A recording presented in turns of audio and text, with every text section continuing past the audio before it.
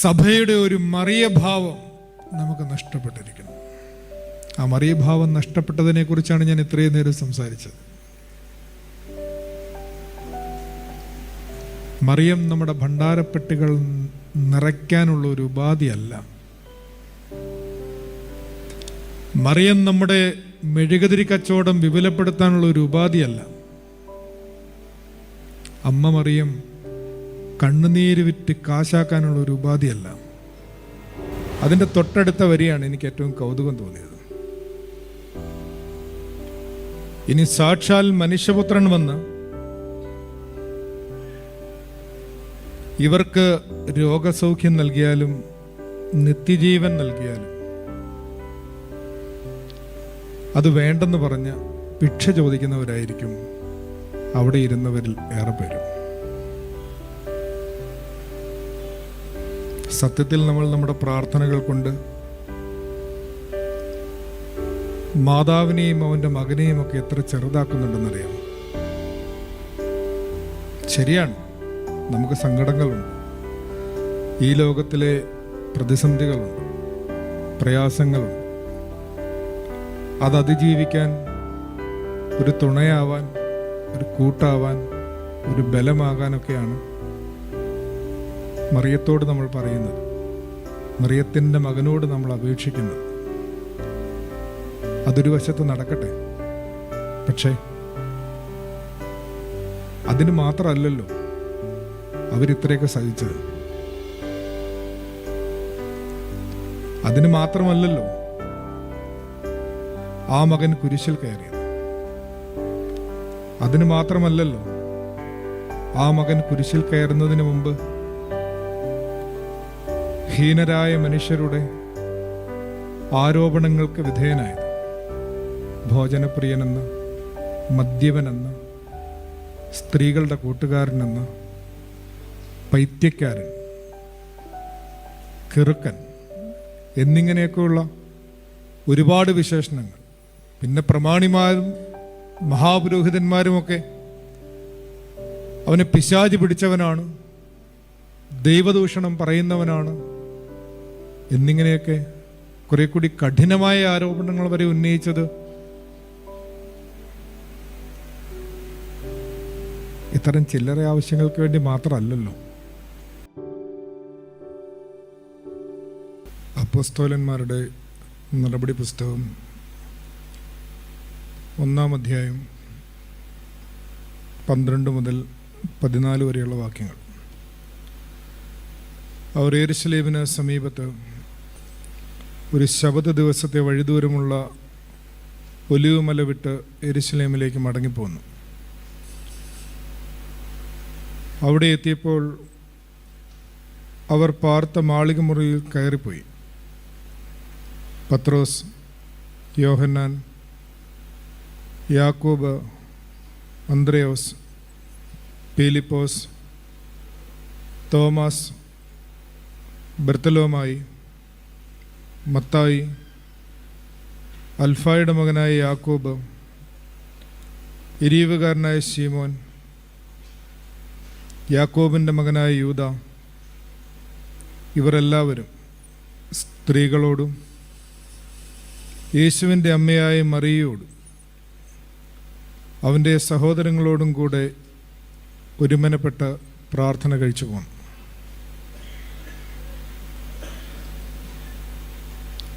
ആദിമ സഭയുടെ പ്രാരംഭ കാലഘട്ടത്തെക്കുറിച്ചുള്ള ഒരു വിശേഷണമാണ്. ആദിമ സഭയുടെ വിചാര ലോകത്തിൽ നിന്നും ഒരു വേദഭാഗമായിട്ടാണ് ഇതിനെ തിരഞ്ഞെടുത്തിരിക്കുന്നത്. ഈ ദിവസങ്ങളിലൊക്കെ കുറേയധികം വേറിട്ട വർത്തമാനങ്ങൾ നാം കേൾക്കുന്നുണ്ട്. പ്രത്യേകിച്ചും നമ്മുടെ നാടിനെ വലിയ രീതിയിൽ ഉലച്ച അതിദാരുണമായ ഒരു ദുരന്തത്തിൻ്റെ പശ്ചാത്തലത്തിൽ നമ്മുടെ വിശ്വാസ ജീവിതത്തെക്കുറിച്ചും നമ്മുടെ ആധ്യാത്മികമായ അന്വേഷണങ്ങളെക്കുറിച്ചുമൊക്കെ യുക്തിഹീനമെന്നും അസംബന്ധമെന്നും കാലഹരണപ്പെട്ടതെന്നുമൊക്കെയുള്ള പരാമർശങ്ങളും വായനകളുമൊക്കെ അകത്തും പുറത്തുമൊക്കെ സംവദിക്കപ്പെടുന്ന ഒരു കാലം കൂടിയാണ്. വൈയക്തികവും സാമൂഹികവുമായ ഏതൊരു അത്യാഹിതവും മനുഷ്യ മനസ്സിൽ ഉണ്ടാക്കുന്ന പ്രതികരണങ്ങൾ വ്യത്യസ്തമാണ്. അതൊരു പരിധിവരെ ഓരോ മനുഷ്യൻ്റെയും അതാത് കാലത്തെ ജീവിത ദർശനങ്ങളോട് ചേർന്നാണ് അത്തരത്തിലുള്ള പ്രതികരണങ്ങൾ മനുഷ്യരിലുണ്ടാവുന്നത്. അതുകൊണ്ട് തന്നെ ജീവിതത്തെക്കുറിച്ചൊരു ദർശനമുണ്ടാവുക, നാം അനുവർത്തിക്കുന്ന ആധ്യാത്മിക ജീവിതത്തെക്കുറിച്ചൊരു ദർശനമുണ്ടാവുക, ആ ദർശനത്തിൻ്റെ വെളിച്ചത്തിൽ ഈ ലോകത്തെ നോക്കിക്കാണുക, ലോകത്തിലുണ്ടാവുന്ന സംഭവ വികാസങ്ങളെ ഗ്രഹിക്കാനാവുക, ഇതാണ് യഥാർത്ഥത്തിൽ മനുഷ്യൻ ചെയ്യേണ്ടതായ സംഗതി. ഈ കഴിഞ്ഞ ദിവസങ്ങളിലൊക്കെ കുറേയധികം കഥപുസ്തകങ്ങളിലൂടെ ഞാൻ കടന്നുപോയി. പഴയ കഥകൾ വീണ്ടും ഒരിക്കൽ കൂടി വായിക്കാൻ തോന്നിയതൊക്കെ വീണ്ടും വീണ്ടും എടുത്ത് വായിച്ചു. മനുഷ്യാനുഭവങ്ങളുടെ, തീക്ഷ്ണമായ അനുഭവങ്ങളുടെ ആലേഖനങ്ങളാണ് കഥകളായി നാം വായിക്കുന്നത്. അതിലൊരു കഥ വി.ജെ. ജെയിംസിൻ്റേതായിരുന്നു. വ്യാകുല മാതാവിൻ്റെ കണ്ണാടിക്കൂട്, അതാണ് ആ ചെറുകഥയുടെ പേര്. ആ കഥ ആരംഭിക്കുന്നത് 3 പ്രാർത്ഥനകളുമായിട്ടാണ്. ഒന്നാം പ്രാർത്ഥന 8ാം ക്ലാസ്സിൽ പഠിക്കുന്ന ഒരു കുട്ടിയുടേതാണ്. അതിങ്ങനെയാണ്: ദൈവമേ, ദൈവത്തോടല്ല, മാതാവേ, 8ാം ക്ലാസ്സിലെ പരീക്ഷ വരുവാണേ, എന്നെ ജയിപ്പിക്കണേ. എൻ്റെ കൂടെ 8ാം ക്ലാസ്സിലുള്ള എല്ലാ കുട്ടികളെയും ജയിപ്പിക്കണേ മാതാവേ. 1-2 വരികളൊക്കെ കഴിയുമ്പോൾ വീണ്ടും ആ പ്രാർത്ഥനയുടെ അവസാനത്തെ വരി: എൻ്റെ തലയിലൊന്നും പഠിച്ചിട്ട് കയറണില്ല മാതാവേ, എന്നെ ജയിപ്പിക്കണേ. എന്നാലും എങ്ങാനും എന്നെ ജയിപ്പിക്കാൻ പറ്റണില്ലെങ്കിൽ നാട് വിട്ടുപോകാനുള്ള കുറച്ച് കാശെങ്കിലും സംഘടിപ്പിച്ചു തരണേ മാതാവേ. മാതാവിനോടുള്ള ഒരു പ്രാർത്ഥന വ്യാകുല മാതാവിൻ്റെ ചില്ലുകൂട്ടിൽ ഇങ്ങനെ എഴുതിയിട്ടിരിക്കുന്നത് കഥാകാരൻ വായിക്കുന്നു. 1ാം പ്രാർത്ഥന. 2ാം പ്രാർത്ഥന ഒരു പട്ടാളക്കാരൻ്റെ വിധവയുടേതാണ്. ആ ചില്ലുകൂട്ടിൽ എഴുതിയിട്ടിരിക്കുന്നത് അതിങ്ങനെയാണ്: മാതാവേ, ജോണിച്ചായൻ കാർഗിൽ യുദ്ധത്തിൽ മരിച്ചതിൽ പിന്നെ എനിക്കിവിടെ യാതൊരു സ്വസ്ഥതയില്ല. അയലോക്കംകാരൊരു സ്വൈര്യവും തരുന്നില്ല. എനിക്ക് ശാന്തിയില്ല. ജോണിച്ചൻ്റെ ആത്മാവിനെങ്കിലും ആത്മശാന്തി കൊടുക്കണേ മാതാവേ. 3ാം പ്രാർത്ഥന ഒരു ചെറുപ്പക്കാരൻ്റെയോ ചെറുപ്പക്കാരിയുടേതാണ്. അതിങ്ങനെയാണ്: മാതാവേ, വലിയ പ്രലോഭനങ്ങളിൽ ഞാൻ അകപ്പെട്ടു പോകുന്നുണ്ട്. ആത്മാവ് ഒരുക്കമുള്ളതെങ്കിലും ശരീരം ബലഹീനമെന്ന വേദപുസ്തകത്തിലുള്ളത് നിനക്കറിയാമല്ലോ. ഞാൻ കുമ്പസാരിക്കുന്നൊക്കെയുണ്ട്. എന്നാലും മാതാവേ, നരകത്തിലെ തീ എനിക്ക് വലിയ പേടിയാണ് എന്നെ രക്ഷിക്കണേ. 3 പ്രാർത്ഥന കഴിഞ്ഞു. അത് കഴിഞ്ഞ് 1-2 ഖണ്ഡികകൾ കഴിഞ്ഞിട്ട് അയാൾ എഴുതുന്നുണ്ട്, ഇത്തരം പരീക്ഷണാത്മകമായ പ്രാർത്ഥനകൾക്കിടയിൽപ്പെട്ട് മാതാവ് താൻ ജീവിച്ചിരുന്ന കാലത്തെ വ്യാകുലതകളേക്കാൾ വലിയ വ്യാകുലതയിലേക്ക് പെട്ടുപോയിട്ടുണ്ടോ എന്നൊരു സന്ദേഹം അയാൾ പങ്കുവയ്ക്കുന്നുണ്ട്.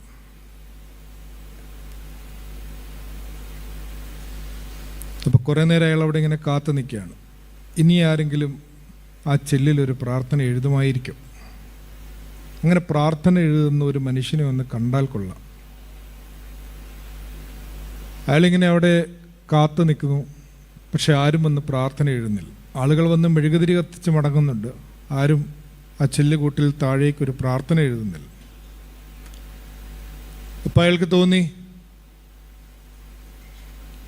ഇനിയിപ്പോൾ താനവിടെ നിൽക്കുന്നത് കൊണ്ടാവുമോ ആരും വന്ന് പ്രാർത്ഥന എഴുതാത്തത്?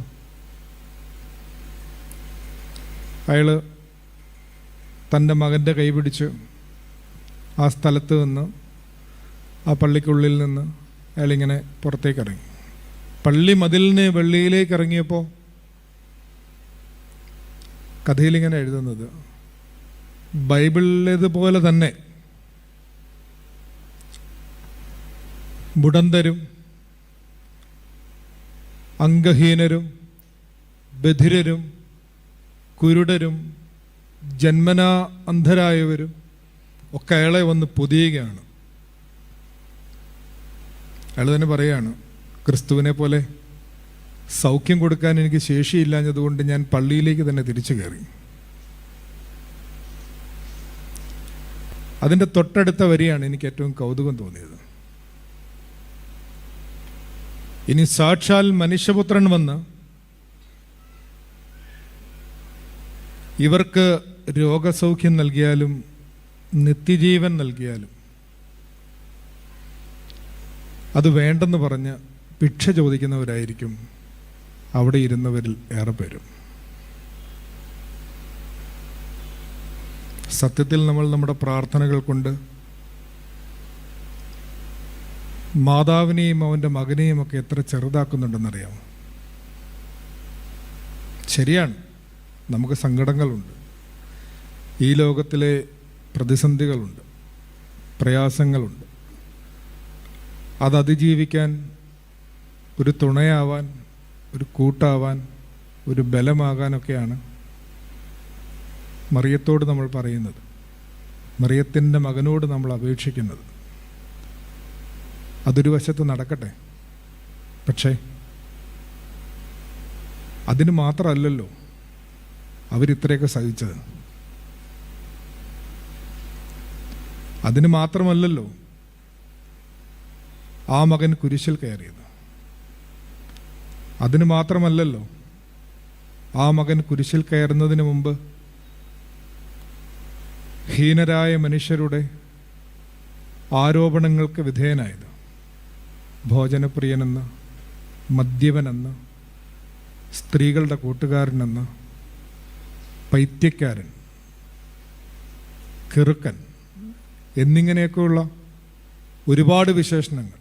പിന്നെ പ്രമാണിമാരും മഹാപുരോഹിതന്മാരുമൊക്കെ അവനെ പിശാച് പിടിച്ചവനാണ്, ദൈവദൂഷണം പറയുന്നവനാണ് എന്നിങ്ങനെയൊക്കെ കുറെ കൂടി കഠിനമായ ആരോപണങ്ങൾ വരെ ഉന്നയിച്ചത് ഇത്തരം ചില്ലറ ആവശ്യങ്ങൾക്ക് വേണ്ടി മാത്രമല്ലല്ലോ. ഇവിടെയാണ് ഒരു ചെറിയ മാറ്റം ഈ ധ്യാനത്തിൽ നമ്മുടെ ചിന്തയിലുണ്ടാവേണ്ടതിൻ്റെ ആവശ്യകത പങ്കുവെക്കാൻ ഞാൻ ആഗ്രഹിക്കുന്നത്.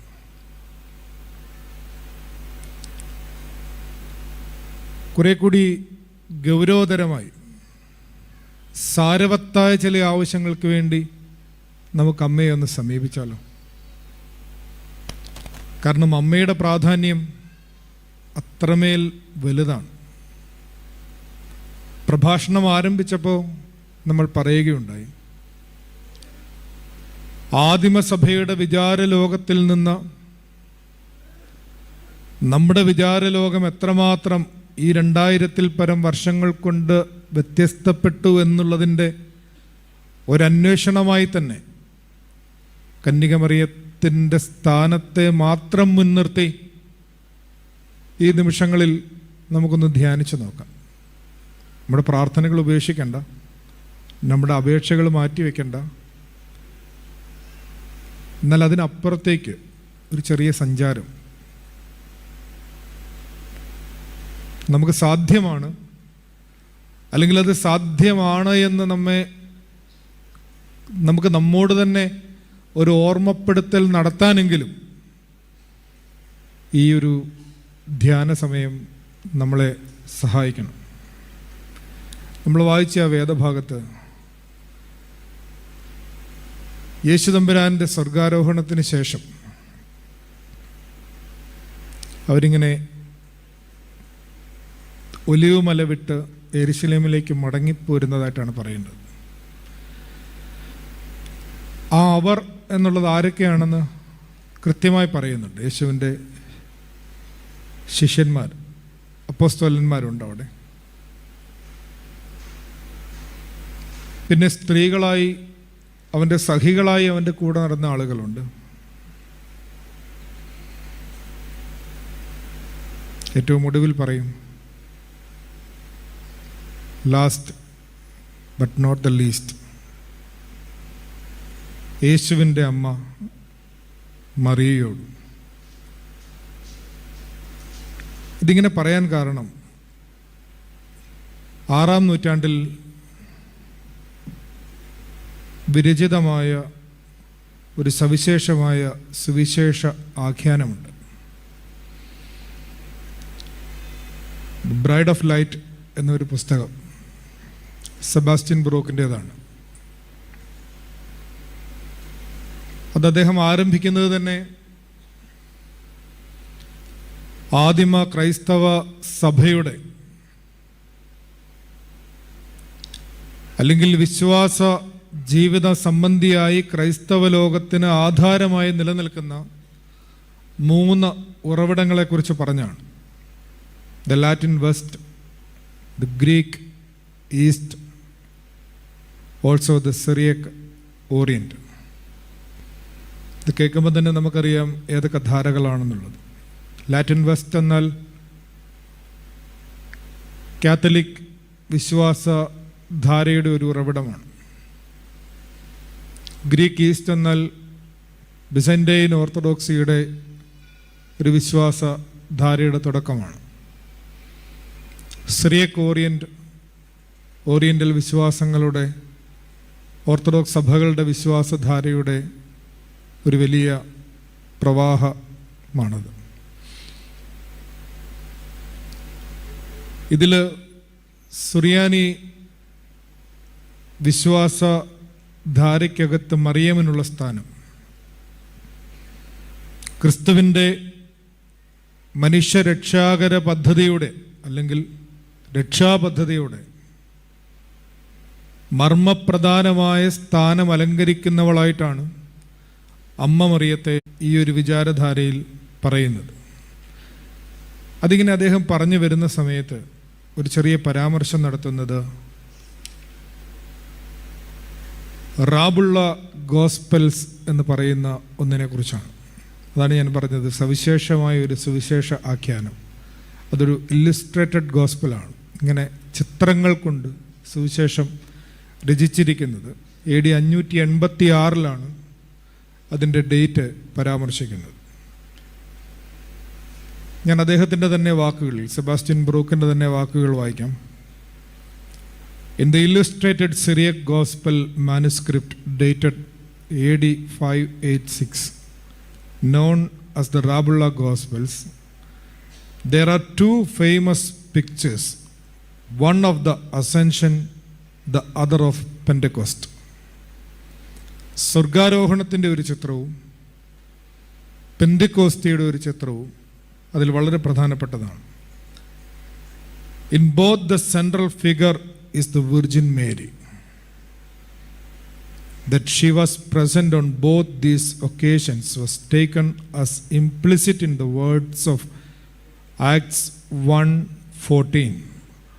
All this the disciples unitedly preserve in prayer with one soul, together with the woman and with Mary, the mother of Jesus, and with his brothers. യേശുവിൻ്റെ അമ്മ മറിയയോടുകൂടി ഈ രണ്ട് സംഭവങ്ങളിലും, സ്വർഗാരോഹണത്തിൻ്റെയും പെന്തിക്കോസ്തായുടെയും സംഭവങ്ങളിൽ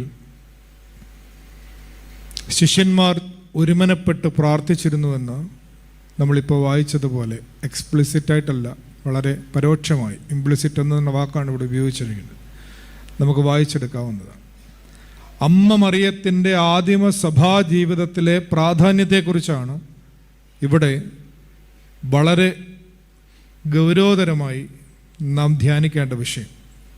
നമ്മൾ മുമ്പേ പറഞ്ഞതുപോലെ വ്യാകുല മാതാവിൻ്റെ മുമ്പിലുള്ള പ്രാർത്ഥനകൾ കൊണ്ട് വീണ്ടും മാതാവിനെ വ്യാകുലപ്പെടുത്തുന്ന തരത്തിലേക്ക് നമ്മുടെ വർത്തമാനകാല സഭാജീവിതം ഇങ്ങനെ നേർത്ത് മറിയത്തിൻ്റെ സ്ഥാനത്തെ കൊണ്ടെത്തിക്കുമ്പോൾ വീണ്ടും കുറെ കൂടി ഗൗരവമായി ക്രിസ്തുവിൻ്റെ രക്ഷാപദ്ധതിയിലെ മറിയത്തിൻ്റെ സ്ഥാനത്തെക്കുറിച്ച്,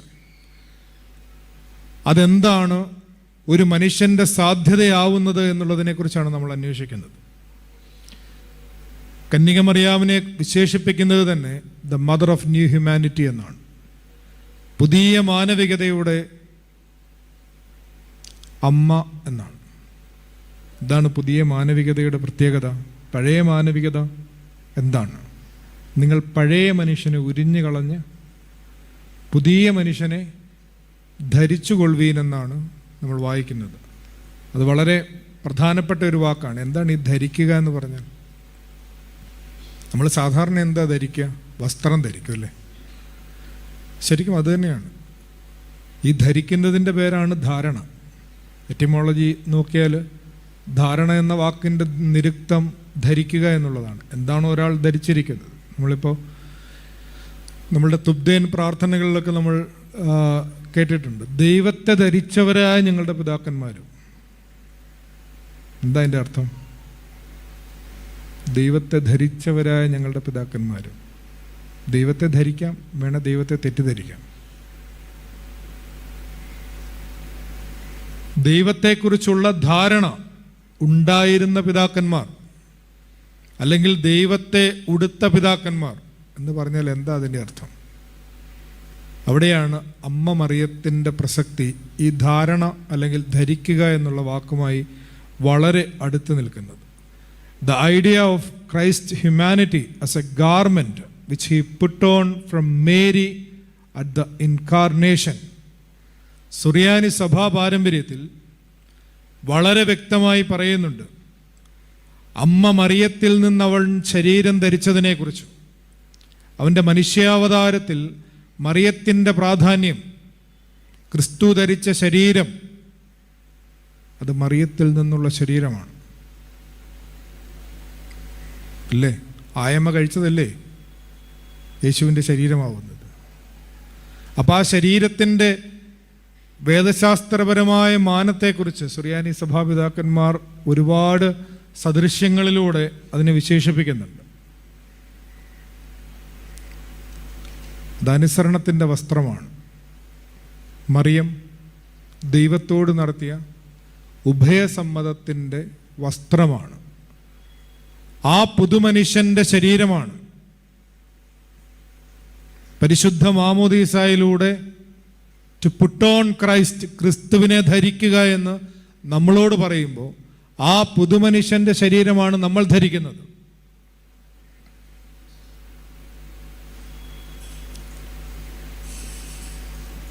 ഇത് വേദശാസ്ത്രപരമായൊരു വിഷയമാണ്, എനിക്കറിയാം. അതത്ര ലളിതമായി നമ്മുടെ വിചാരത്തിലേക്ക് പെട്ടെന്ന് കയറി പാർക്കാൻ സാധ്യത കുറവാണ്. പക്ഷേ കയറി പാർക്കണം. കാരണം നമ്മൾ എത്ര നാളിങ്ങനെ കുട്ടിക്കഥയും നേരം പോക്കും പറഞ്ഞ് സമയം കളയും.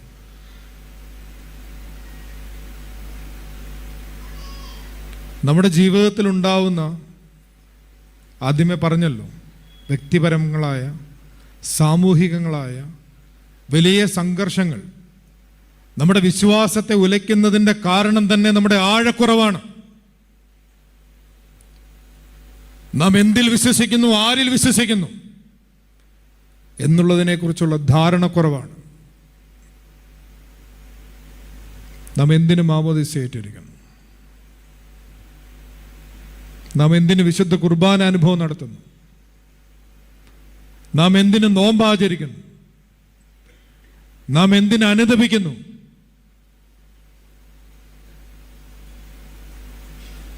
നമ്മൾ സാധാരണ പറയുന്ന പോലെ നമുക്കതിനെക്കുറിച്ച് വലിയ ധാരണയില്ലല്ലോ. അതുകൊണ്ടാണ് ക്രിസ്തുവിനെ ധരിക്കുക എന്ന ആ പരമപ്രക്രിയയാണ് പരിശുദ്ധ മാമോദീസായിലൂടെ നമ്മളിൽ സംഭവിച്ചിരിക്കുന്നത്.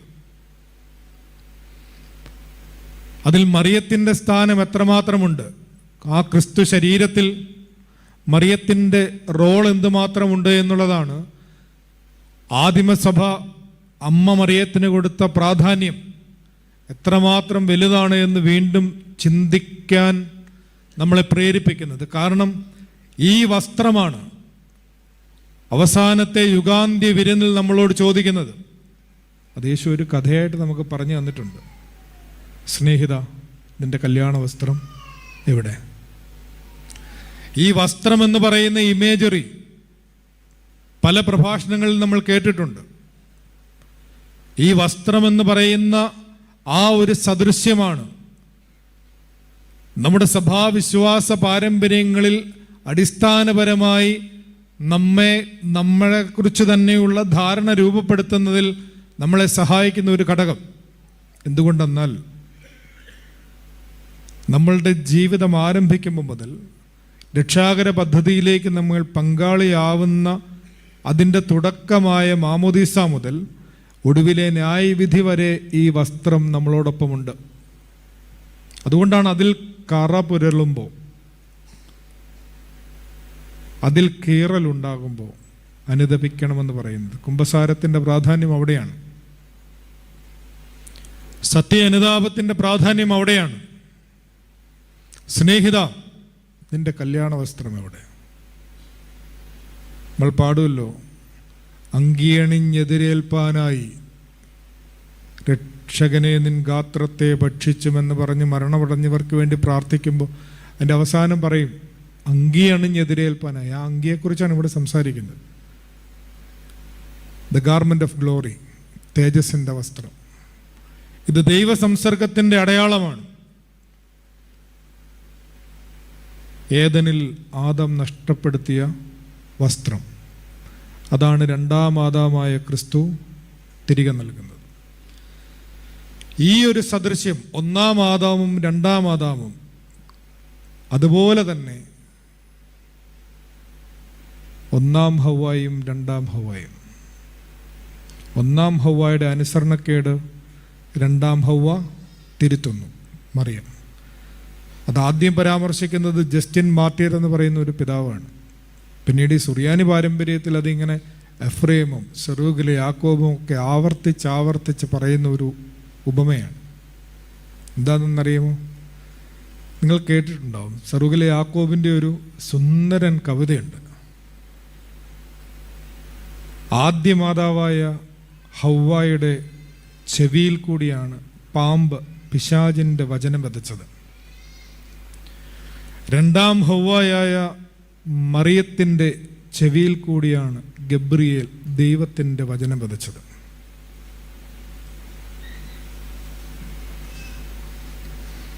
അതുകൊണ്ടാണ് രണ്ടാമത്തെ പ്രധാനപ്പെട്ട ഒരു ചിന്തയായി സുറിയാനി സഭാ പാരമ്പര്യത്തിൽ വസ്ത്രത്തോടൊപ്പം രണ്ടാമത്തെ പ്രധാനപ്പെട്ട ചിന്തയായി ചെവി, കേൾവി, ശ്രവണം എന്നൊരാശയം പറഞ്ഞിരിക്കുന്നത്. Divine word entering Mary through year. കുറേ കവിതകളുണ്ട്, അപ്രേമിൻ്റേതും യാക്കോബിൻ്റേതുമൊക്കെ ആയിട്ട് ഈ ഒരൊറ്റ വിഷയത്തെ മാത്രം പുരസ്കരിച്ച് അവരിങ്ങനെ പറഞ്ഞു വെക്കുന്നുണ്ട്. ഹവ്വായുടെ കാതിൽ കൂടി മരണം കടന്നതിനെക്കുറിച്ച്, രണ്ടാം ഹവ്വായായ മറിയത്തിൻ്റെ കാതിൽ കൂടി ജീവൻ കടന്നതിനെക്കുറിച്ച് ഒക്കെ കുറേ കവിതകൾ ഇങ്ങനെ പറയുന്നുണ്ട്.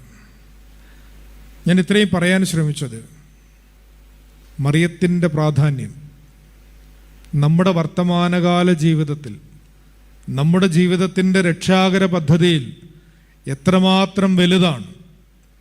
ആ മറിയത്തിൻ്റെ സാധ്യത, അല്ലെങ്കിൽ മറിയം ഉപയോഗിച്ച മനുഷ്യ സാധ്യത തന്നെയാണ് നമുക്ക് ഓരോരുത്തർക്കുമുള്ളത്. ക്രിസ്തു ഉരുവാകാൻ തക്ക വിധത്തിൽ കണ്ണാടിക്കൂട്ടിലെ പ്രാർത്ഥനകൾ കുറെ കൂടി ഗൗരവതരമായി നമ്മൾ പുതുതായി എഴുതി ചേർക്കേണ്ടതായിട്ടുണ്ട് എന്നുള്ള ഒരു തോന്നലിൽ നിന്നാണ് ഈ ഒരു ആമുഖം നിങ്ങളോട് സംവദിച്ചത്.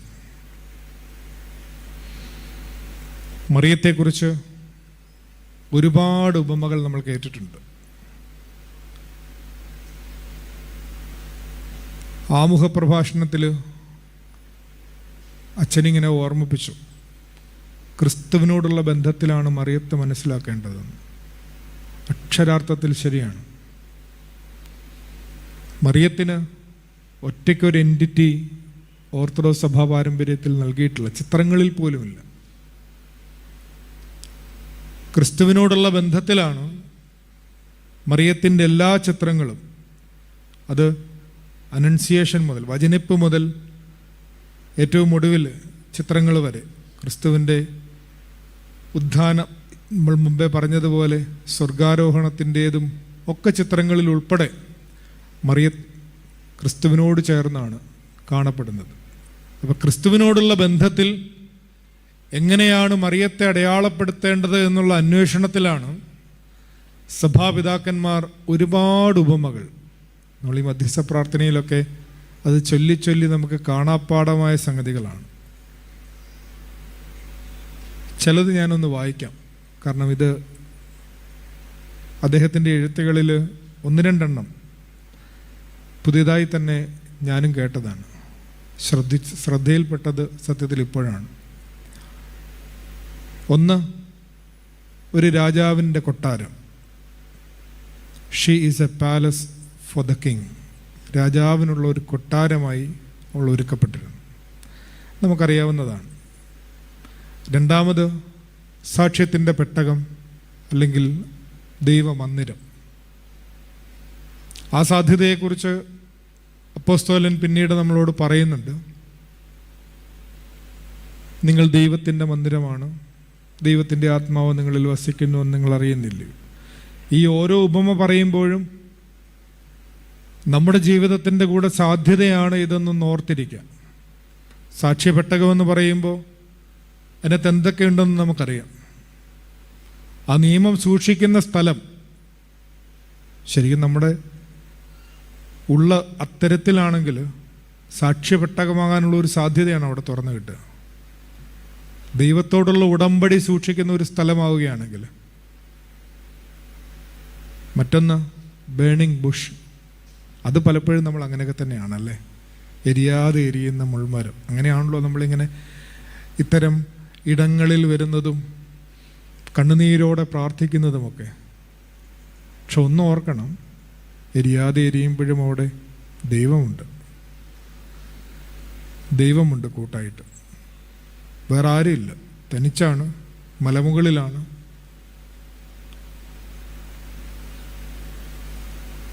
വീണ്ടും, a ship bearing a cargo of treasure. വലിയൊരു നിധി കൊണ്ടുപോകുന്ന കപ്പൽ. അങ്ങനെയാണ് മറിയത്തെ വിശേഷിപ്പിക്കുന്നത്. പിന്നെ അഹറോൻ്റെ തളിർത്ത വടിയോട് ഉപമിക്കുന്നു. മരുഭൂമിയിൽ ജീവജലം നൽകിയ പാറയോട് ഉപമിക്കുന്നു. ഞാൻ പുതുതായി ശ്രദ്ധയിൽപ്പെട്ടത് എന്ന് പറഞ്ഞത് മറ്റൊന്നാണ്.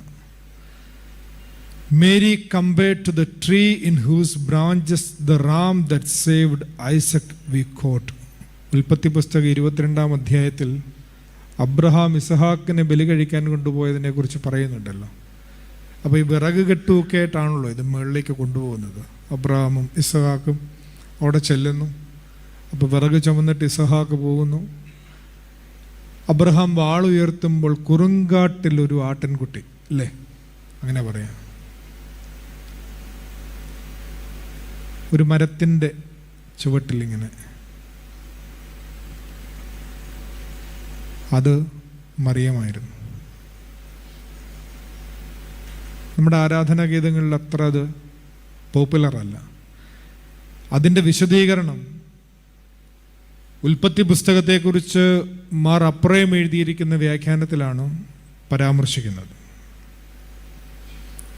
ഇവർ ഭാവനാത്മകമായി എഴുതുന്നത് കൊണ്ട് വളരെ കാവ്യാത്മകമായിട്ട് തന്നെയാണ് ഇവരിതിനെയൊക്കെ സമീപിക്കുന്നത്. മുകളിൽ മരമുണ്ടായിരുന്നെങ്കിൽ പിന്നെ താഴേന്ന് വിറവ് കൊണ്ടുപോകണമായിരുന്നു. അപ്പം അവിടെ ഇല്ലായിരുന്നു മേളിൽ. പെട്ടെന്നുണ്ടായ ഒരു ആട്ടിൻകുട്ടിയും പെട്ടെന്നുണ്ടായ ഒരു മരവും എന്നുള്ള നിലയിലാണ് അവിടെ അവതരിപ്പിക്കുന്നത്. അവിടെ എല്ലാം ഈ ഒരു വിർജിൻ എലമെൻ്റ്, കന്യകാത്വത്തിൻ്റെ ഒരു എലമെൻ്റ് അവിടെ എല്ലാം സൂക്ഷിക്കുന്നുണ്ട് എന്നുള്ളതാണ് ഈ ഉപമയുടെയും വലിയൊരു പ്രത്യേകതയായിട്ട് പറയുന്നത്. ഞാനിപ്പോൾ നിങ്ങളുമായിട്ട് ഒന്ന് രണ്ട് ചെറിയ സദൃശ്യങ്ങൾ, മറിയത്തെക്കുറിച്ച് നമ്മുടെ പാരമ്പര്യത്തിൽ പരാമർശിക്കുന്ന ഒന്ന് രണ്ട് ചെറിയ സദൃശ്യങ്ങളുടെ ലളിതമായ ഒരു വിശദീകരണം തന്ന് എൻ്റെ വാക്ക് അവസാനിപ്പിക്കാം. വീണ്ടും ഞാൻ പറയുന്നു, മറിയം ഒരു സാധ്യതയാണ്, നമുക്കായി തീരാനുള്ള ഒരു സാധ്യതയാണ്, ക്രിസ്തുവിനെ ഉള്ളിൽ വഹിക്കാനുള്ള ഒരു സാധ്യതയാണ്, ക്രിസ്തുവിനോടൊപ്പം നിരന്തരം സഞ്ചരിക്കാനുള്ള ഒരു സാധ്യതയാണ്, അവൻ്റെ മരണത്തിലും അവൻ്റെ ഉയർപ്പിലും പങ്കാളിയാവാനുള്ള ഒരു സാധ്യതയാണ്, അവൻ്റെ സ്വർഗാരോഹണത്തിന് സാക്ഷിയാവാനുള്ള ഒരു സാധ്യതയാണ്, അവനയക്കുന്ന കാര്യസ്ഥൻ്റെ ആവാസത്തിൻ്റെ പാരമ്യത്തിലും പങ്കുവഹിക്കാനുള്ള ഒരു സാധ്യതയാണ്. അതുകൊണ്ടാണ് മറിയം നവമാനവികതയുടെ അമ്മ എന്ന് വിശേഷിപ്പിക്കുന്നത്. ഗിദെയോന്യ രോമക്കെട്ടെ എന്നൊരു വിശേഷണം മറിയത്തെക്കുറിച്ച് പറയുന്നുണ്ട്. പ്രത്യേകിച്ചും മംഗളവാർത്തക്കാലത്തെ, നമ്മുടെ ക്രിസ്മസ് കാലത്തെ പ്രാർത്ഥനകളിൽ ഉപയോഗിക്കുന്ന ഒരു സദറ പ്രാർത്ഥനയിലെ വരിയാണ്, ഗിദെയോന്യ രോമക്കെട്ടെ, നിനക്ക് ഭാഗ്യം, നിന്നിൽ കുളിർമഞ്ഞ് കാണപ്പെടുകയും അത് ലോകത്തിൻ്റെ ദാഹം ശമിപ്പിക്കുകയും ചെയ്തു. വേറൊരു പ്രാർത്ഥനയിൽ പറയും, രോമക്കെട്ടിന്മേൽ പെയ്ത മഴ പോലെ അവൻ നിന്നിലിറങ്ങി വസിച്ചു. ഇതേത് പുസ്തകത്തിൽ നിന്നുള്ള പരാമർശമാണെന്ന് ഓർമ്മയുണ്ടോ? വേദപുസ്തകത്തിലെ ഒരു പുസ്തകമാണ്, ന്യായാധിപന്മാരുടെ പുസ്തകം. ഗിദെയോൻ എന്ന ന്യായാധിപനെ കുറിച്ച് നമ്മൾ വായിച്ചിട്ടുണ്ട്, കേട്ടിട്ടുണ്ട്. ഗിദെയോൻ എന്ന ന്യായാധിപനെ കുറിച്ചുള്ള അദ്ദേഹത്തിൻ്റെ ജീവിതത്തിൽ അദ്ദേഹം ദൈവവുമായി നടത്തിയ ഒരു ഉടമ്പടിയെക്കുറിച്ച് അല്ലെങ്കിൽ ഒരു സംഭാഷണത്തെക്കുറിച്ച് വേദപുസ്തകത്തിൽ നമ്മൾ വായിക്കുന്നുണ്ട്. ന്യായാധിപന്മാരുടെ പുസ്തകത്തിലാണ് അത് നമ്മൾ കാണുന്നത്. ഗിദെയോൻ ദൈവത്തോട് ചോദിക്കുകയാണ്, അങ്ങ് പറഞ്ഞതുപോലെ ഇസ്രായേലിനെ എൻ്റെ കയ്യാൽ അങ്ങ് വീണ്ടെടുക്കുമെങ്കിൽ ഇതാ ആട്ടിൻ രോമം കൊണ്ടുള്ള ഒരു വസ്ത്രം ഞാൻ കളത്തിൽ വിരിക്കുന്നു, അതിന്മീതെ മാത്രം മഞ്ഞ് കാണപ്പെടുകയും കളം മുഴുവൻ ഉണങ്ങിയിരിക്കുകയും ചെയ്താൽ അങ്ങ് പറഞ്ഞതുപോലെ എൻ്റെ കൈകൊണ്ട് ഇസ്രായേലിനെ അങ്ങ് വീണ്ടെടുക്കുമെന്ന് ഞാൻ മനസ്സിലാക്കും. അങ്ങനെ തന്നെ സംഭവിച്ചു. ദൈവേഷ്ടമായിരിക്കണം നടക്കേണ്ടത് എന്നതിൻ്റെ അടയാളമാണ് ഗിദെയോൻ ആരായുന്നത്. ഈ അതിശയ കാഴ്ചയുടെ മുമ്പും ബിംബമുള്ള ചില സംഭവങ്ങളുണ്ട്. സാവധാനം, സാവകാശം ആ വേദഭാഗം ഒന്ന് വായിച്ചു നോക്കണം. കനാൻ എന്ന വാഗ്ദത്ത ഭൂമിയിലേക്ക് ദൈവജനം പ്രവേശിച്ചു കഴിയുമ്പോൾ അവരുടെ ആരംഭ നാളുകളിലെ കുറേയധികം വിശേഷണങ്ങളുണ്ട്. ഇസ്രായേലിനെ യുദ്ധം ശീലിപ്പിക്കാൻ ദൈവം കനാനിൽ ചില ജനതകളെ അവശേഷിപ്പിച്ചു എന്നാണ് തിരുവെഴുത്തിൽ നമ്മൾ വായിക്കുന്നത്. അപ്പം അതുകൊണ്ട് തന്നെ കുറേ പോരാട്ടങ്ങൾ, അവിടെയുള്ള കുറേ ചെറിയ ചെറിയ വംശങ്ങളുമായി ഇങ്ങനെ ദൈവജനം പോരാടിയാണ് അവിടെ ഇങ്ങനെ അധിവാസം ഉറപ്പിക്കുന്നത്. പോരാട്ടങ്ങളിൽ ചെറിയ വിജയങ്ങളുണ്ട്. ചിലപ്പോൾ ദൈവപ്രീതി നഷ്ടമാക്കുമ്പോൾ പരാജയങ്ങളിലേക്ക് വീണു പോകുന്ന സംഭവങ്ങളുണ്ട്. ഓരോ തവണയും ദൈവം ഓരോ നായകരെ ഉയർത്തെഴുന്നേൽപ്പിക്കുന്നുണ്ട്. ഓരോ നായകരെ എഴുന്നേൽപ്പിക്കുകയും അവരിങ്ങനെ ഓരോ യുദ്ധങ്ങളിൽ വിജയശ്രീലാളിതരാവുകയും ചെയ്യുന്നു. ഇടങ്കയ്യൻ യേഹൂദിനും ന്യായാധിപതിയായ ദെബോറായ്ക്കും ശേഷമുള്ള ഒരു കാലം ഇസ്രായേലിൻ്റെ തിന്മ പ്രവർത്തികളിൽ മുഷിഞ്ഞ് ദൈവം അവരെ 7 വർഷങ്ങൾ മിദ്യാന്യരുടെ കയ്യിൽ ഏൽപ്പിക്കുന്നു. വലിയ പീഡനമാണ് അവർക്ക് ആ കാലഘട്ടത്തിൽ ഉണ്ടാവുന്നത്. അവരിങ്ങനെ നിലവിളിക്കാൻ, ദൈവത്തോട് നിലവിളിക്കാൻ. ഇത്തവണ വിമോചന നായകനായി ഉയർത്തിയ ആളാണ് ഗിദെയോൻ. അയാളുടെ അനുസരണത്തെയും ധൈര്യത്തെയും പരീക്ഷിച്ചറിഞ്ഞ് ബോധ്യം വന്ന ശേഷമാണ് വലിയൊരു നിയോഗം ദൈവം അയാളെ ഭരമേൽപ്പിക്കുന്നത്. ആ പരീക്ഷണമാണ് ഇതിനകത്ത് ഏറ്റവും കൗതുകമുള്ള സംഗതി. ആ പരീക്ഷണം തന്നെയാണ് സത്യത്തിൽ ഈ ഒരു അടയാളത്തെയും അതിൻ്റെ അർത്ഥത്തെയും ഒക്കെ മറിയവുമായി ബന്ധിപ്പിക്കുന്നത് പോലും. എന്താ പരീക്ഷണമെന്നറിയാമോ? മിദ്യാന്യരുമായി ഇനി യുദ്ധം ചെയ്യണം. 7 വർഷമായി അടിമത്തത്തിലാണ്, വലിയ പ്രതിസന്ധിയിലാണ്, പ്രയാസത്തിൽപ്പെട്ടിരിക്കുകയാണ്. അപ്പോൾ ഗിദെയോനെ ദൈവം എഴുന്നേൽപ്പിച്ചു. ഈ യുദ്ധത്തിന് ഒരുങ്ങാനായി ഗിദെയോനോട് പറയുകയാണ്.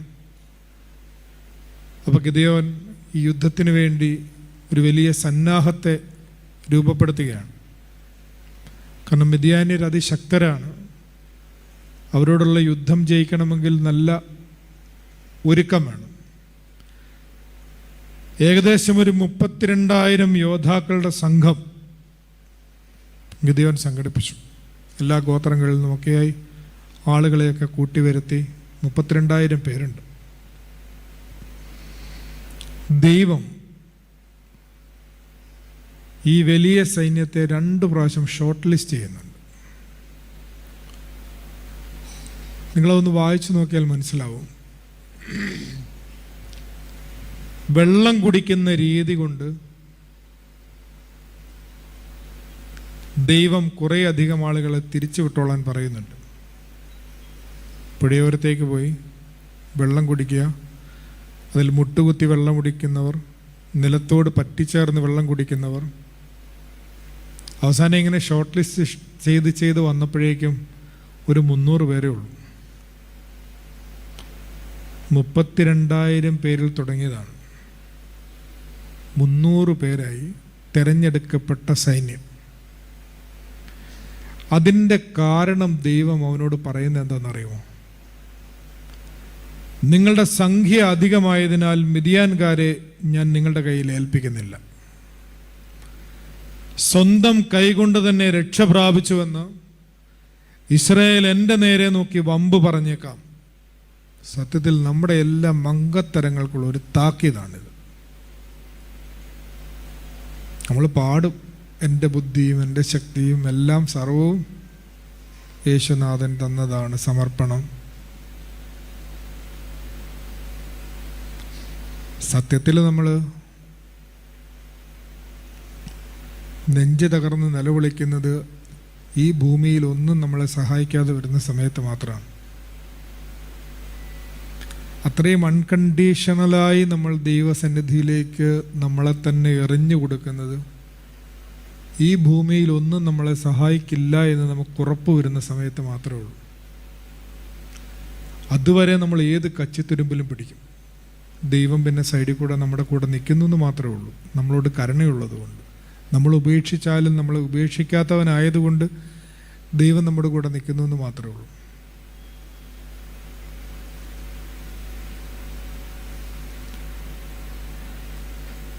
ഈ 300 പേരുടെ ചെറിയ കൂട്ടം അന്ന് രാത്രിയിൽ ശത്രുക്കളെ കീഴ്പ്പെടുത്തി. സ്വയത്തിനും സംഘത്തിനും മീതെയുള്ള അതായത് ഒറ്റയ്ക്കും പെട്ടയ്ക്കും നിന്നുള്ള നമ്മുടെ ബലത്തിന് മീതെയുള്ള ഒരു ദൈവത്തിലെ ശരണം വയ്ക്കലാണ് ഇവിടെ ഗിദെയോൻ നമ്മളെ പഠിപ്പിക്കുന്നത്. ഗിദെയോനുണ്ടായ ആ അടയാളം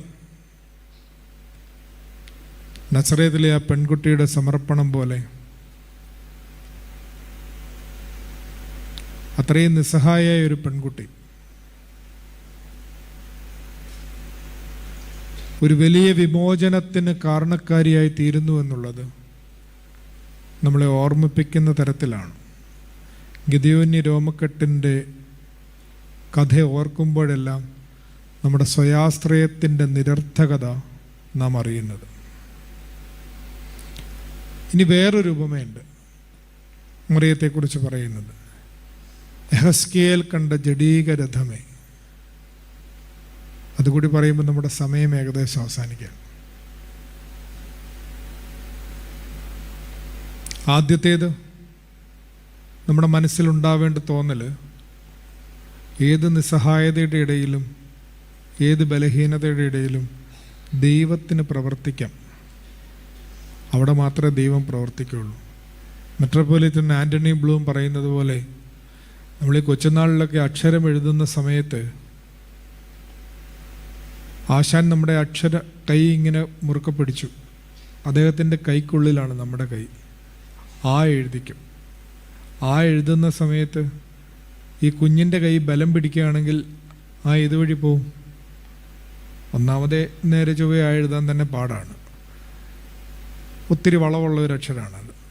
അപ്പോൾ നമ്മളിങ്ങനെ അകത്ത് നിന്ന് ബലം പിടിക്കുകയാണെങ്കിൽ ഇങ്ങനെയൊക്കെ പോകാൻ സാധ്യതയുണ്ട്. ജീവിതത്തിൽ അങ്ങനെ തന്നെ കേട്ടോ. ദൈവം എഴുതുന്ന ഒരു പുസ്തകമാണ് എൻ്റെ ജീവിതമെന്ന് അമ്മ തെരേസ പറഞ്ഞിട്ടുണ്ട്. നമ്മൾ എത്ര ബലം പിടിക്കുന്നോ അത്രയും നമ്മുടെ ജീവിതത്തിൻ്റെ ഭംഗി നഷ്ടപ്പെടും. ദൈവം ഉദ്ദേശിച്ച ഒരു ഭംഗിയുണ്ട് നമുക്കെല്ലാം.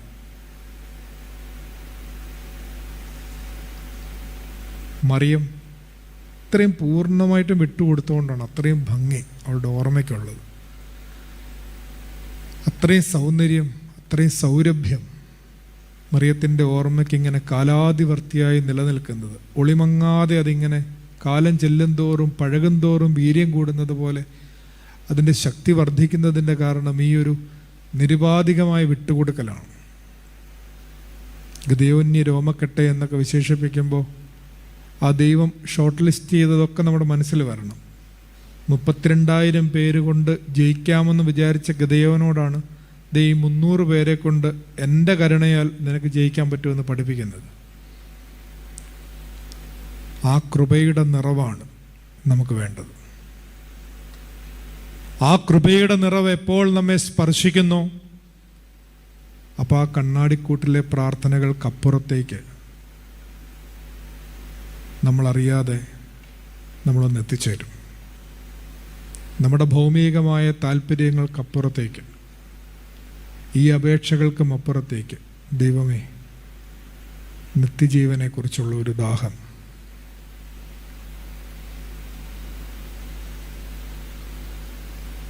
ശരീരത്തിൽ വസിക്കുമ്പോഴും ശരീരം വിട്ടാലും ദൈവത്തെ പ്രസാദിപ്പിക്കാനുള്ള ഒരു അഭിവാഞ്ച, അതല്ലേ ശരിക്കും നമ്മളെ കീഴ്പ്പെടുത്തേണ്ടത്. അല്ലാതെ ഒരു മനുഷ്യൻ സർവ്വലോകവും നേടിയിട്ട് തൻ്റെ ആത്മാവിനെ നഷ്ടപ്പെടുത്തിയാൽ അവൻ എന്ത് പ്രയോജനം?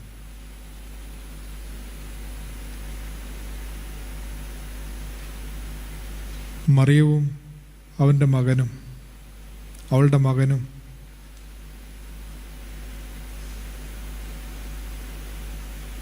നമ്മുടെ പ്രാർത്ഥനകൾ കൊണ്ട് ചെറുതാവരുത്. ക്രിസ്തുവിൻ്റെ മനുഷ്യാവതാരം എത്ര വലിയ സമ്മോഹനങ്ങളായ വാഗ്ദാനങ്ങളാണ് നമുക്ക് വാഗ്ദത്തം ചെയ്തിരിക്കുന്നത്.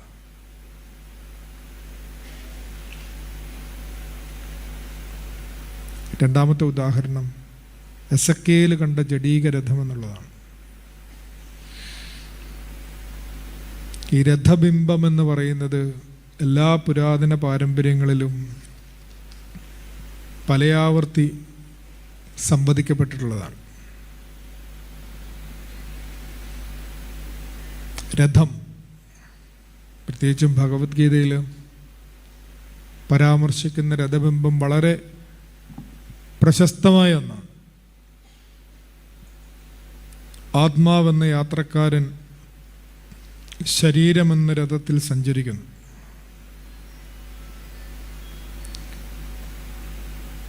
ആ രഥം വലിച്ചുകൊണ്ടുപോകുന്ന കുതിരകൾ ഇന്ദ്രിയങ്ങളാണ്, നമ്മുടെ സെൻസസാണ്. കണ്ണും കാതും ഒക്കെ പെടുന്നുണ്ട്.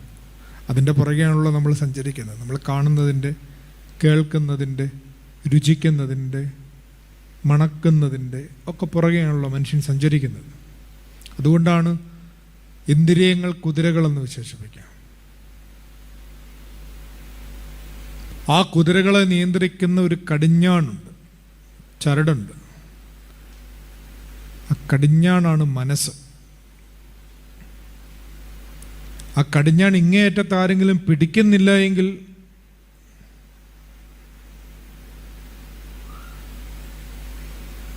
കുതിര ചരടും കൊണ്ടങ്ങ് പോകും. കാണുന്നതിൻ്റെ പുറകെ മനസ്സ് പോകും, കേൾക്കുന്നതിൻ്റെ പുറകെ മനസ്സ് പോകും, രുചിക്കുന്നതിൻ്റെ, സ്പർശിക്കുന്നതിൻ്റെ പുറകെ മനസ്സ് പോകും.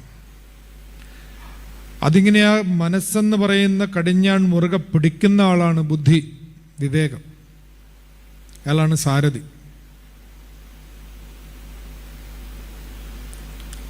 ബുദ്ധി എന്നാൽ ലോകത്തിൻ്റെ ബുദ്ധിയല്ല. നമുക്കിപ്പോൾ അറിയാം, ലോകബുദ്ധിയുണ്ട്, നിർമ്മിത ബുദ്ധിയുണ്ട്, അല്ലേ? ആർട്ടിഫിഷ്യൽ ഇൻ്റലിജൻസ് ഉണ്ട്, പല ടൈപ്പ് ബുദ്ധിയുണ്ട്. ഏതൊക്കെ ബുദ്ധി വന്നാലും അതിനപ്പുറത്ത് വേറൊരു വിവേകമുണ്ട്. എബ്രായ ലേഖനത്തിൽ നമ്മൾ വായിക്കുന്നുണ്ട്, നന്മതിന്മകളെ തിരിച്ചറിയാനുള്ള ദൈവിക പരിജ്ഞാനം, ദ ഡിവൈൻ വിസ്ഡം.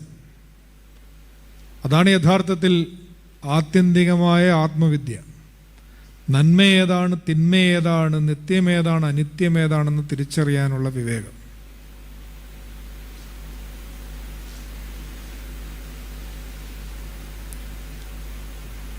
ഈ ഒരു വിവേകമാണ് നമ്മുടെ മനസ്സെന്ന് പറയുന്ന കടിഞ്ഞാണിനെ മുറുകെ പിടിക്കുന്നത്.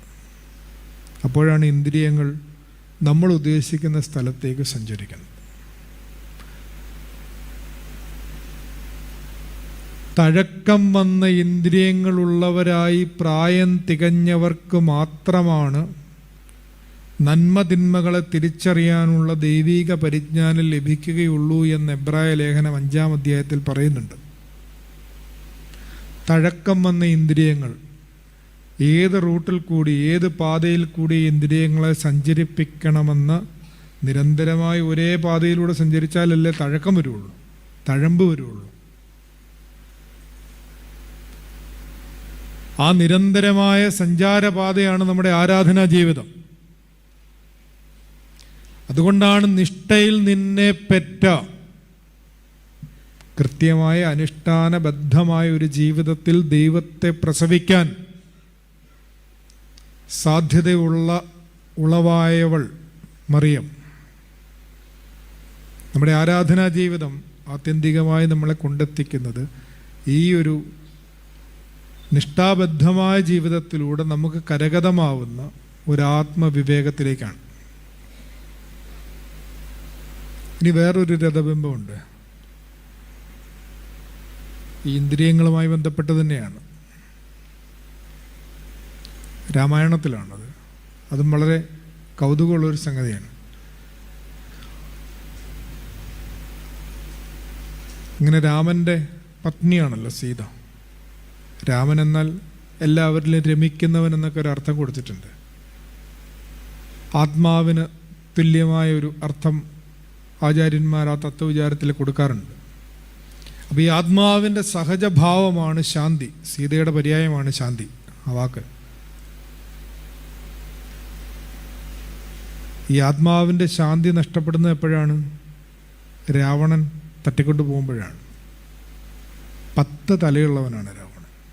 ഈ 10 തല എന്തിനെ സൂചിപ്പിക്കുന്നു? 5 കർമ്മേന്ദ്രിയങ്ങളും 5 ജ്ഞാനേന്ദ്രിയങ്ങളും. നമ്മൾ കുമ്പസാരത്തിന് മുമ്പ് പ്രാർത്ഥിക്കുകയല്ലേ, ഞങ്ങൾ ദശേന്ദ്രിയങ്ങൾ കൊണ്ട് പാപം ചെയ്തിരിക്കുന്നു. ദശമെന്നാൽ 10. അപ്പോൾ ഈ ഇന്ദ്രിയങ്ങളാണ് യഥാർത്ഥത്തിൽ ആത്മാവിൻ്റെ ശാന്തതയ്ക്ക് ഭംഗം വരുത്തുന്നത്. മുമ്പ് പറഞ്ഞതുപോലെ കടിഞ്ഞാണില്ലാതെ കുതിര ഓടിക്കഴിയുമ്പോഴാണ് നമ്മുടെ ആത്മാവിൻ്റെ ശാന്തതയ്ക്ക്, സ്വസ്ഥതയ്ക്ക് ഭംഗം വരുന്നത്. കാമിനി കാഞ്ചനങ്ങളായ മായപ്പൊന്നാനുകൾക്ക് പിന്നാലെ സഞ്ചരിക്കുമ്പോഴാണ്. അപ്പം ഇങ്ങനെ ഈ ഒരു രഥബിംബം, ഇന്ദ്രിയങ്ങളെ നിയന്ത്രിച്ചു കൊണ്ടുപോകുന്ന രഥബിംബം പുരാതനമായ എല്ലാ സംസ്കൃതികളിലും കിഴക്കൻ ദേശത്തുണ്ട്. യഹസ്കേൽ കണ്ട ജഡീകരഥമേ എന്ന വിശേഷണത്തെ ഈ ഒരു വിശാലമായ പശ്ചാത്തലത്തിൽ വായിച്ചാൽ പോലും മുന്നമേ പറഞ്ഞതുപോലെ ഈ ആത്മസംയമത്തിൻ്റെ ഒരു രാജപാതയായിട്ടാണ് മറിയം നമ്മുടെ മുമ്പിൽ തെളിഞ്ഞു നിൽക്കുന്നത്. നമ്മളിങ്ങനെ പറയാൻ ശ്രമിക്കുന്നത് എന്തെന്നാൽ, സ്വർഗാരോഹണം, പെന്തിക്കോസ്തി എന്നിങ്ങനെ ആദിമസഭയുടെ തുടക്കത്തിലെ ഏറ്റവും നിർണായകമായ നിമിഷങ്ങളിൽ ഏറ്റവും പ്രാധാന്യമുള്ള കേന്ദ്രസ്ഥാനത്ത് നിന്നവളാണ് മറിയം. ആ സ്ഥാനം തന്നെ ദൈവത്തിൻ്റെ ക്രിസ്തുവിലൂടെയുള്ള രക്ഷാകര പദ്ധതിയിലെ മറിയത്തിൻ്റെ കേന്ദ്രസ്ഥാനത്തെ വെളിപ്പെടുത്തുന്നതാണ്. അപ്പോൾ അമ്മ മറിയത്തെ നമ്മൾ സമീപിക്കുമ്പോൾ കേവലം അപേക്ഷകൾ എഴുതിയിടാനുള്ള ഒരു ഭണ്ഡാരപ്പെട്ടി എന്നതിനപ്പുറത്തേക്ക് നാം ഓരോരുത്തരുടെയും ജീവിതത്തിൽ ക്രിസ്തുവിനെ ഉരുവാക്കാനും വളർത്താനും വലുതാക്കാനും അവനോടുകൂടി സഞ്ചരിക്കാനുമുള്ള ഒരു സാധ്യതയായി കൂടി മറിയത്തെ കാണാൻ ഈ കടന്നുവരവ് നമ്മളെ സഹായിക്കണം. അതുകൊണ്ടാണ് സംഗതി, ഞാൻ പറയുന്ന സംഗതി വളരെ ബോറാണെങ്കിലും ഞാൻ പറഞ്ഞുകൊണ്ടിരിക്കുന്നത്. കഥ പറയാൻ എനിക്കറിയാൻ പാടില്ലാഞ്ഞിട്ടല്ല ഞാൻ കഥ പറയാത്തത്. എൻ്റെ വാക്ക് ഉപസംഹരിക്കാറായെന്ന് എനിക്ക് തോന്നുന്നു. 5 മിനിറ്റും കൂടെ ഉള്ളൂ. അലക്സാണ്ടർ ഷ്മെമാൻ എന്ന് പറയുന്ന ഒരു വേദപണ്ഡിതനുണ്ട്. ഞാൻ ഈ ആളുകളുടെ പേരൊക്കെ പറയുമ്പോൾ നിങ്ങൾ പേടിക്കുകയൊന്നും വേണ്ട, ഓർത്തിരിക്കുകയും വേണ്ട. പക്ഷേ നമ്മുടെ വിശ്വാസ പാരമ്പര്യത്തിൽ ചില കാതലായ സംഗതികൾ പറഞ്ഞു വെച്ചിട്ടുള്ള ആളുകളെന്നുള്ള നിലയ്ക്ക് അവരെ ഒന്ന് പരാമർശിക്കുന്നു, ബഹുമാനപൂർവ്വം പരാമർശിക്കുന്നു എന്ന് മാത്രം വിചാരിച്ചാൽ മതി. അല്ലാതെ നാളെ പരീക്ഷയൊന്നുമില്ല എഴുതി വയ്ക്കാനൊന്നും. അദ്ദേഹത്തിൻ്റെ ഒരു ക്ലാസിക്കൽ സ്റ്റേറ്റ്മെൻ്റ് ഉണ്ട്. We think that we can solve all problems today by masculine means, such as calculating, planning, creating laws. ഈ ലോകത്തിലെ എല്ലാ പ്രശ്നങ്ങൾക്കും പരിഹാരം കാണാൻ നമുക്ക് പറ്റും എന്നൊരു തോന്നൽ നമുക്കുണ്ട്. നിയമങ്ങൾ നിർമ്മിക്കാം, പദ്ധതികൾ ആസൂത്രണം ചെയ്യാം എന്നിങ്ങനെയൊക്കെയുള്ള മാസ്കുലിൻ മീൻസ്, പുരുഷ കേന്ദ്രീകൃതമായ നമ്മുടെ പരിശോക്തികൾക്കിടയിൽ അദ്ദേഹം പറയും, we lost a mariological dimension of church. സഭയുടെ ഒരു മറിയഭാവം നമുക്ക് നഷ്ടപ്പെട്ടിരിക്കുന്നു. ആ മറിയഭാവം നഷ്ടപ്പെട്ടതിനെ കുറിച്ചാണ് ഞാൻ ഇത്രയും നേരം സംസാരിച്ചത്. മറിയം നമ്മുടെ ഭണ്ഡാരപ്പെട്ടികൾ നിറയ്ക്കാനുള്ള ഒരു ഉപാധിയല്ല. മറിയം നമ്മുടെ മെഴുകുതിരി കച്ചവടം വിപുലപ്പെടുത്താനുള്ള ഒരു ഉപാധിയല്ല. അമ്മ മറിയം കണ്ണുനീര് വിറ്റ് കാശാക്കാനുള്ള ഒരു ഉപാധിയല്ല.